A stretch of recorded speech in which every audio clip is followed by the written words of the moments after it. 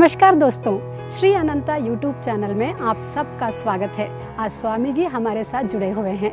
आज स्वामी से हम ये पूछेंगे कि उन्होंने मर्म चिकित्सा कहाँ सीखा और इसके पीछे की वजह क्या है और उन्हें प्रेरणा किसने दिया इस मर्म चिकित्सा को सीखने के लिए।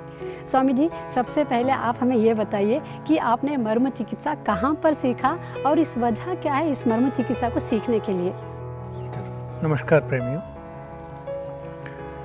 मर्म चिकित्सा ये मैंने सीखना है करके कोई उद्देश्य नहीं रखा था, मगर जीवन में ऐसे संभव हो जाते हैं जो हमें प्रेरणा देती है कुछ सीखने को। इस प्रकार मुझे ऐसे हुआ कि 13 साल की उम्र में मुझे ब्रेन स्ट्रोक हुआ। उसके बाद कमर में दर्द हुआ और घुटनों में दर्द हुआ। तो होते होते 10 साल बीत गए। 23 साल तक मैं कुछ कर नहीं पाया, बहुत दर्द हुए थे। उसके बाद मुझे पुट्टपर्ती जाना पड़ा। जब पहली बार सती साईं बाबा जी ने अपना हाथ मेरे पीठ पे रखा, तब जाके थोड़ा बहुत मेरा ये कमर की दर्द रुक गई थी। मगर ब्रेन स्ट्रोक तो हमेशा होता था और बाबा जी ने बोला था जब अगली बार आओगे आपकी सिर दर्द भी हम सही कर देंगे और आपको ब्रेन स्ट्रोक नहीं होगा।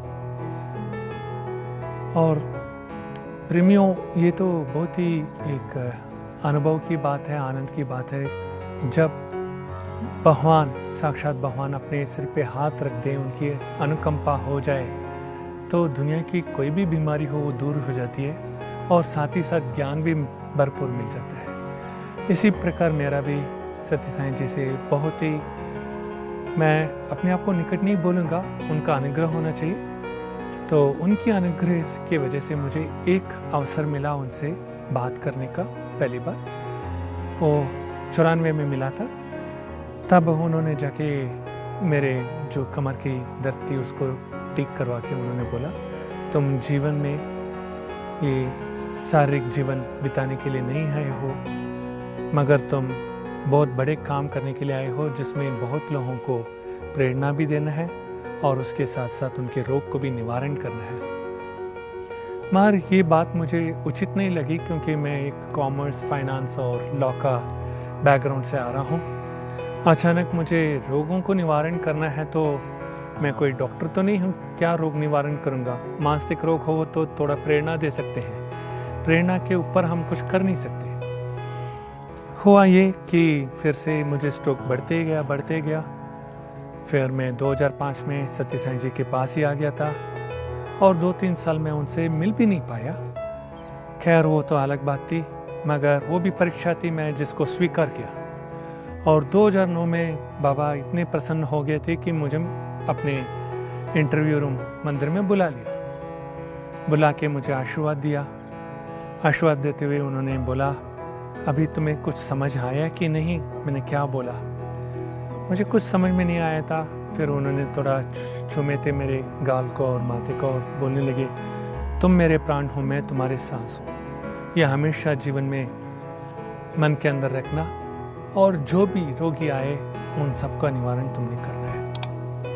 ये केवल नहीं था, एक वक्त ऐसे भी आया था जो 97 की बात थी।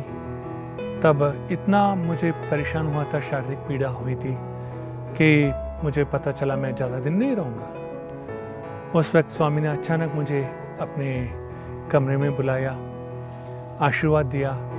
आशीर्वाद देके वो बोलने लगे जब साईं तेरे साथ है, जो भी कष्ट आता है, जब साईं खड़ा हो जाता है, दुनिया की कोई ताकत तुम्हारे सामने आ नहीं सकती। तो वो बात इतनी सच निकली, उनके खड़े होने की वजह से आज मैं आराम से बैठा हूँ। और दूसरी बात है, सन 2000 में उन्होंने मुझे ये भी आदेश दिया था सती साईं व्रत कल्प करना था।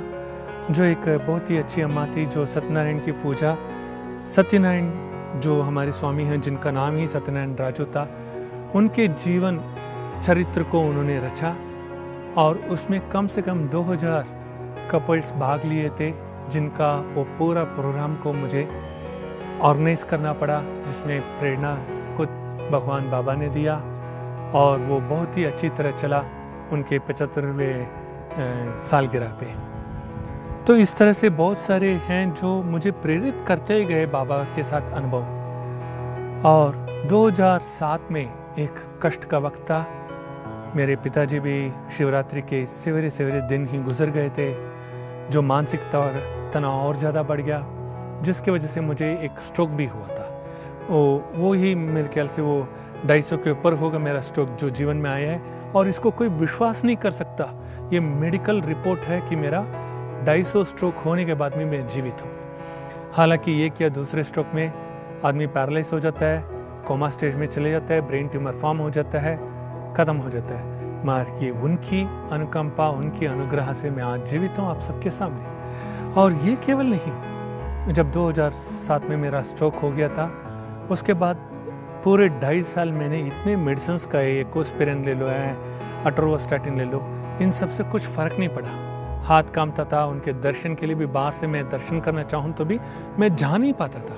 मुझे 2 लोग लेके जाते थे हॉस्पिटल के सामने, जब भी बाबा गुजरते थे मैं दूर से देखा, वापस आया। और ऐसा वक्त आया 2009 में, बाबा ने मुझे अपने करीब बुला लिया। उन्होंने इंटरव्यू दिया, फिर मुझे वो चूम के ऐसे बोलने लगे, तुम मेरे प्राण हो, तुम मेरे श्वास हो, और तुम्हें बहुत बड़ा काम करना है।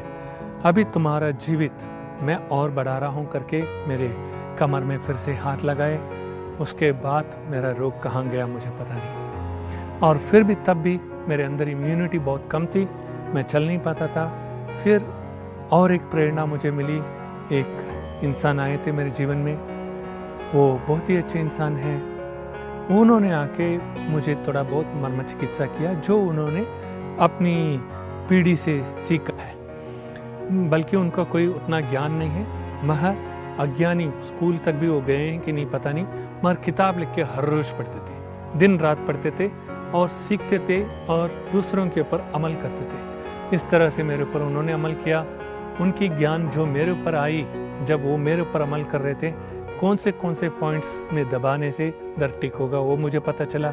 इसी प्रकार मेरी माँ भी जब भी मैं दर्द में था वो दबाती थी हाथ पाँव, उन बहुत सेवा ले लिया था, जो मैं आज भी मन से इतना दुखी हूँ कि माँ की सेवा करना चाहिए, और माँ से मैंने सेवा ली। तो ये करते करते मुझे एक अनुभव आया, जो भी जहाँ पे भी जिस पॉइंट में भी माँ दबाती थी, उससे मेरा रोग बहुत ठीक हो रहा था। इसके उपरांत ऐसे मेरे जीवन में बदलाव आए कि मुझे ये क्या मर्म है, इसको सीखना है करके एक प्रेरणा आया था। और प्रेरणा के प्रमुख कारण सत्य साई बाबा जी थे, और वो एक बालराज करके थे, इन दोनों ने मुझे किया। और इस वजह से मैंने कुछ पेशेंट्स मेरे पास आने लगे जो बाबा के भक्त थे, वो डायबिटीज़ थे और उनका बैड कोलेस्ट्रॉल वाले भी बहुत आए, उन सबको मैंने ठीक करते गया।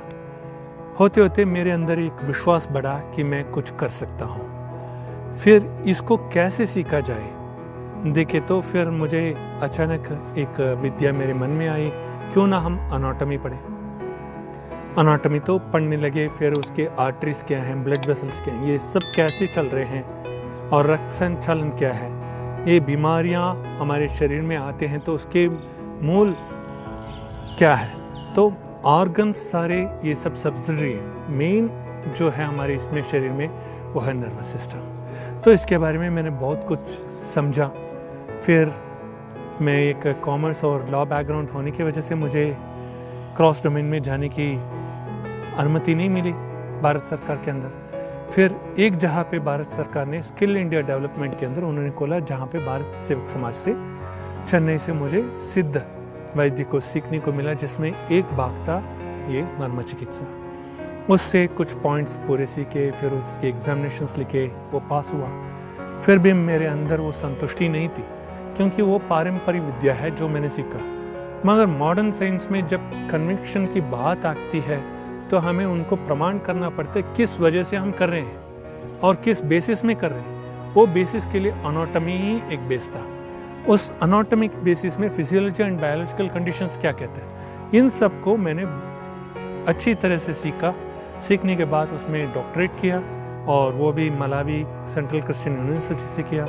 उसके बाद मुझे आज इतने अच्छे अनुभव मिल रहे हैं, इतने पेशेंट्स बहुत दूर दूर से आते हैं, उनकी रोगों को मैं निवारण करता हूँ, वो बहुत खुश हैं। ये प्रेरणा मुझे आज जो मिली है ना केवल मेरे भगवान से और एक व्यक्ति जो अनुकंपा दिखाई मेरे जीवन के लिए, और जितने भी मरीज लोग आए वो मेरे प्रीमियम बन के आए थे और आज इतने अच्छे से जीवन जी रहे हैं, खुशी से जी रहे हैं। उसमें डायबिटिक भी हैं, डायलिसिस पेशेंट हैं, हार्ट पेशेंट हैं, मस्कुलोस्केलेटल डिसऑर्डर्स पेशेंट्स हैं, हाइपरटेंशन पेशेंट्स हैं। मैं क्या नहीं कह सकता, सब रोगियों को, बहुत सारे रोगियों को, हजारों के ऊपर संख्या को मैंने टेक किया।